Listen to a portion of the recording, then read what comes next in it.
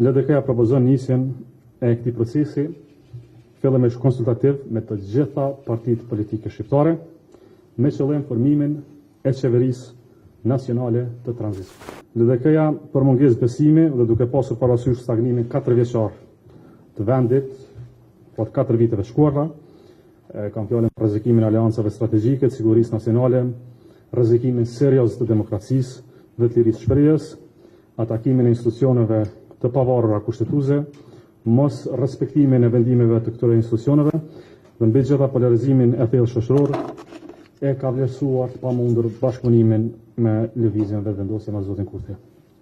Por sot vendi është në krizë të thellë. Është krizë e thellë institucionale, kryesisht për shkak të dështimit të partisë së parë që të krijojë partneritete politike për krijimin e një shumice.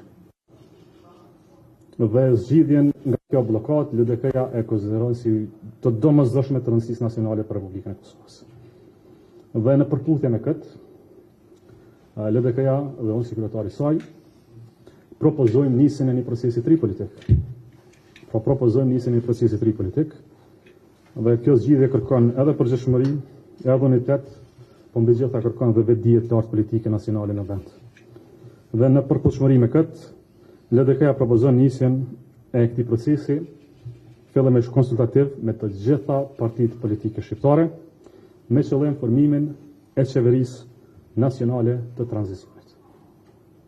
Pra LDK-ja kërkon unitet gjithë shqiptar në këtë periudhë dhe formimin e qeverisë nacionale të tranzicionit, një qeveri me afat të caktuar deri në zgjedhjen e presidentit të ri, program agjend të qartë shtetare, të politikës së brendshme dhe të jashtme pa dallim, dhe mbi gjitha krijimin e një atmosfere që edhe emancipon skenën politike, po mbi gjitha edukon skenën politike dhe mbi gjitha e shëron polarizimin të tanishëm.